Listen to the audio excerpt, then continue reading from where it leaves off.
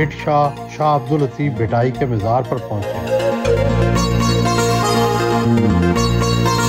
جہاں Karachi art council کے صدر احمد شاہ اور سابق وفاقی وزیر مدد علی سندھی بھی موجود تھے۔ مزار پر چادر چڑھائی اور فاتح خوانی کی۔ سچ تو ہے سندھ کی جان پہچان جو ہے، آئیڈینٹیفیکیشن ہے، میں کہتا ہوں ایک موہنجو دڑو ہے اور ایک شاہ لطیف ہے۔ شاہ لطیف نے جب شاعری کی تو اس وقت سندھ میں فارسی کا غلبہ تھا، حکمرانوں کی زبان فارسی تھی، ملکوں کی زبان فارسی تھی، کلونوں کی زبان فارسی تھی، لیکن شاہ صاحب نے اپنی سندھی زبان کو ایسی دیوار دیسی جیسے دیوار چین ہے۔ سندھی زبان میں انہوں نے بتایا کہ عورت پر جو ظلم ہوتا تھا تو اس کی شاعری کی ہر ہیروئن جو ہے وہ عورت ہے۔ اچھا، سائیں ذوالفقار شاہ صاحب کو یہ کریڈٹ جاتا ہے کہ ان کے پردادا اور وہ بھی شاہ لطیف کے ہی فرینڈ تھے، اور انہوں نے اب وہ جو مسند سنبھالی ہے، میں سمجھتا ہوں کہ شاہ لطیف پر کو یہ جتنا بھی کام کر رہے ہیں، اس وقت بھی جو نے شاہ کا عرض کیا، پورے پاکستان کے قائدین کو بلا کر دکھایا کہ شاہ صاحب کیا تھے۔ جو سندھ صوفیوں کی سرزمین ہے، سندھ محبت کی سرزمین ہے، سندھ نے کبھی کسی پر حملہ نہیں کیا۔ 350 سال پہلے شاہ کی ساری کہانی اور سارے سر جو ہے اس میں مرد ہے، وہ بادشاہ ہے، وہ ظالم ہے، وہ اٹھا کے لے کے جا رہا ہے، اور جو عورت ہے اس کی کہانی کی ہیروئن عورت تھی۔ عورت تو شیکسپیئر کی کہانی کی بھی ہیروئن نہیں تھی۔ 50 برس بعد پہلے تک عورت، آج بھی ہالی ووڈ کی فلموں کی ہیروئن عورت نہیں ہے۔ تو یہ ہم ایسا کرتے ہیں کہ جس کی عزت کرتے ہیں اس کے ساتھ حضرت لگا دیتے ہیں، اس کے ساتھ اس کو ایک لے جاتے ہیں ریلیجن کی طرف۔ تو شاہ مولد بھی نہیں تھا، لیکن شاہ جو تھا وہ ایک پروگریسو آدمی تھا۔ والد خود آرٹس خادم علی شاہ صاحب بھٹو صاحب کے ساتھ M.A ہوتے تھے۔ سندھ کے جو 3 ویل ٹیسٹ لوگ اس زمانے میں تھے، ذوالفقار علی بھٹو اور اپنے یہ سکندر خان، ملک سکندر خان، خادم علی شاہ۔ لیکن وہ جو فقیری شاہ لطیف نے یہاں کے سیدوں کو بھی سکھائی ہے نا، یہ اس کا سمبل ہے۔ تو شاہ لطیف کی پریچنگ اور جو تہذیب ہے ہماری، اس کو جس طرح سے فالو کر رہے ہیں ایک سرونٹ کے طور پہ، سرونٹ آف سندھ کے طور پہ۔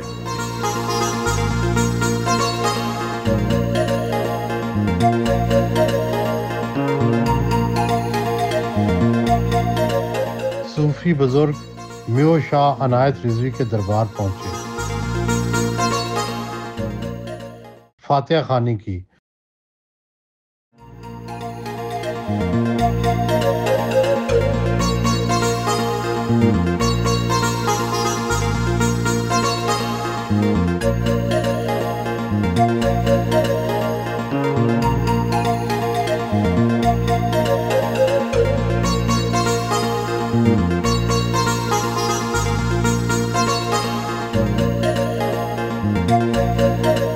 مچ کچہری لگائی گئی، سب لوگ آگ کے ارد گرد بیٹھ کر موسیقی سے لطف اندوز ہوئے۔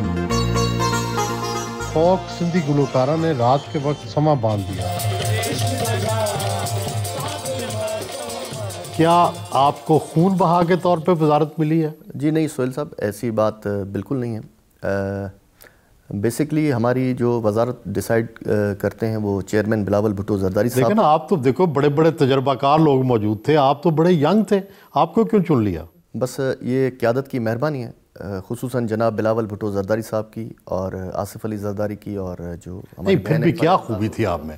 میں پچھلے دور میں ایکٹیو بہت رہا ہوں۔ جب عمران خان صاحب کی حکومت تھی اور جب ہمارے پریزیڈنٹ آصف علی زرداری کو اور ادی فریال تالپور صاحبہ کو جیل میں ڈالا گیا، تو میں اکثر ووکل ہوتا تھا، اسمبلی میں اسپیچز کرتا تھا، اور پارٹی یہ بھی دیکھتی ہے کہ کون کام کر رہا ہے اور کتنا ایکٹیو ہے۔ میں ان کا شکر گزار ہوں، خصوصاً چیئرمین بلاول بھٹو زرداری کا، کہ انہوں نے مجھے موقع دیا، اور میں کوشش کر رہا ہوں کہ جو ان کی توقعات ہیں میری پارٹی کی، میں اس پہ پورا اتروں۔ مخالفت بھی ہوئی ہوگی آپ کی وزارت کی؟ جی میں پہلے نہیں سمجھتا تھا، جب ایم پی تھے تو اتنا نہیں سمجھتے تھے کہ مخالفت ہے یا کیا ہے، پر جب وزیر بنے ہیں تو پھر دیکھتے ہیں کہ یہاں پہ کافی سازشیں بھی ہوتی ہیں اور کافی کیریکٹر ایسیسینیشن بھی ہوتی ہے، مگر سامنے نہیں ہوتی، پیٹھ پیچھے ہوتی ہے، مگر میں اس کا نہیں کرتا ہوں، کیونکہ میں وہ ایک گروپ ہوتے ہیں، کوئی کسی کا گروپ ہے، میں کسی گروپ کا حصہ نہیں ہوں، کیونکہ میں خود جو ہماری لیڈرشپ ہے ادی فریال ہیں ان سے ڈائریکٹ ہوں، چیئرمین بلاول بھٹو زرداری صاحب ہیں ان سے ڈائریکٹ ہوں.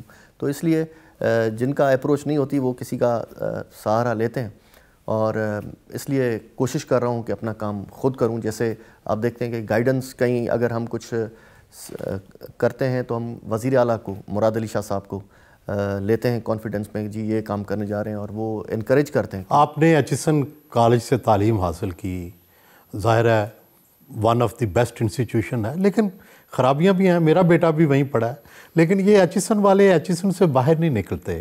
یہ ہمیشہ ایلیٹ کا وہی جو گروپ ہے اس کے اندر رہتے ہیں. تو کیا واقعی ایسا ہے اور کیوں نہیں نکلتے؟ بیوروکریٹ سینئر جونیئر ہوتے ہیں یا فوج میں سینئر جونیئر ہوتے ہیں، تو یہ بھی ایک انسٹیٹیوٹ ہے، اور جتنے بھی ہمارے سینئر یا جونیئر کوئی بھی اگر اب ہم نہیں ہیں، ابھی بھی ہمیں پتہ چلتا ہے کہ کہیں ایچسونین ہیں تو ہم ایک دوسرے کا خیال کرتے ہیں. ایچسونین میں کیا خوبیاں ہوتی ہیں، کیا خرابیاں؟ ایچسونین میں یہ خوبیاں ہوتی ہیں کہ آپ بچپن سے آپ کو وہ تربیت دیتے ہیں، آپ اپنے شوز خود پالش کرتے ہیں، آپ اپنے جتنے بھی روزمرہ کے کام ہیں آپ کو خود کرنے پڑتے ہیں. اس کے بعد پھر آپ کو رائڈنگ سکھاتے ہیں، پھر آپ کو ایجوکیشن اس لیول کی دیتے ہیں. اگر آپ دیکھتے ہیں کسی چیز میں آپ ویک ہیں تو اس کی پھر ایکسٹرا کلاسز دیتے ہیں، آپ کو اس تیار کرتے ہیں. پھر سینیورٹی جونیورٹی ایک الگ چیز ہے. اگر آپ کا سینئر اور دسمبر کی سردیاں آپ کو پتہ ہے کہ لاہور کی کس طرح ہوتی ہیں، اگر وہ بولیں جی آپ نے سوئمنگ پول میں چھلانگ مارنی ہے تو آپ نے مارنی ہے، اگر وہ کہے کہ جی میرے شوز پالش کرنے ہیں تو وہ آپ کو کرنے. تو ایک ڈسپلن ہے، آج سے نہیں ہے، یہ شروع سے آ رہا ہے. تو ایک ایچسونینز کا اپنا بانڈ ہے. میرے کافی دوست پنجاب حکومت میں وزیر ہیں. تو یہ غریبوں کے بارے میں بھی ایچسونین کچھ سوچتے ہیں یا صرف اپنے اعلیٰ طبقے کے بارے میں؟ نہیں، اس میں وہ نہیں ہے. وہ آپ کا حص اتنی مار دیتے ہیں کہ آپ ویسے ہی ڈاؤن ٹو ارتھ ہوتے ہیں، اور اس میں غریبی امیری والا ہے ہی نہیں، کیونکہ ہمیں وہ چیز میٹر ہی نہیں کرتی کہ کون کیا ہے. آپ وزیر ثقافت ہیں، ظاہر ہے آرکائیوز اور پرانی جو جگہ ہیں ان کے بارے میں بھی آپ ہی لک آفٹر کریں. موئنجو ڈارو اس سارے علاقے کی تہذیب کی ماں سمجھی جاتی ہے، اور وہاں سمپارا جو رقاصہ جو تھی اس کا ملا جو ہے اس کا بت بھی. یہ بتائیں کہ یہاں رقص کی کتنی اہمیت ہے سندھ میں؟ پنجاب میں تو اس کے بہت لوگ خلاف بھی ہیں، یہاں کیا سچویشن ہے؟ سندھ میں ویسے تو کوئی رقص کا کوئی بظاہر تو کوئی ایسی چیز نہیں ہے. جو خواتین اپنا جو ہیں جو شادی بیاہ ہوتا ہے اس پہ بھی آپ دیکھتے ہیں کہ یہ اب ماڈرنائز ہوا ہے.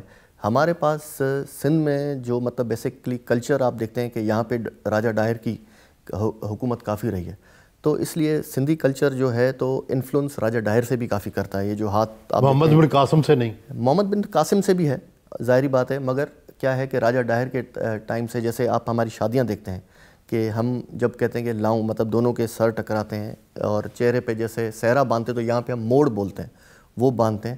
تو شادی میں یہ ہوتے ہیں، اور زیادہ تر یہ مطلب جو ڈانس اور یہ کلچر ہے یہ ہمارے پاس نہیں ہے. صوفیانہ میوزک ہے، کلام ہے شاہ بھٹائی کے یا سچل سرمست. مردوں کا رقص ہے، مردوں کا رقص ہے جی، عورتوں کا رقص نہیں. عورتوں کا رقص نہیں. یہ فرمائیں کہ آپ کو کون سا گلوکار پسند ہے؟ مجھے عابدہ پروین صاحبہ بہت پسند ہے.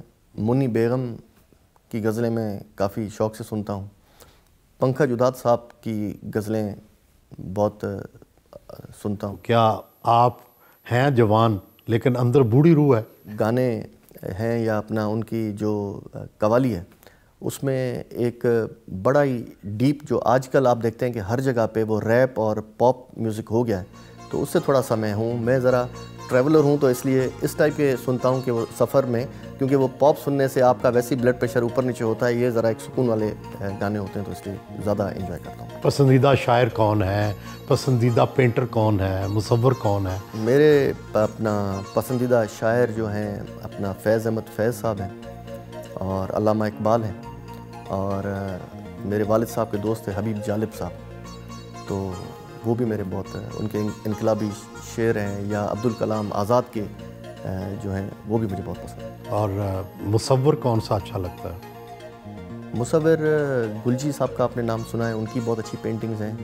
اور ایک شاہد رسام صاحب ہیں، وہ آپ دیکھتے ہیں کہ ہمارے آرٹ کاؤنسل میں ہیں، وہ بھی بہت اچھی پینٹنگ کرتے ہیں، اور ان کی پینٹنگیں مجھے بہت پسند ہیں.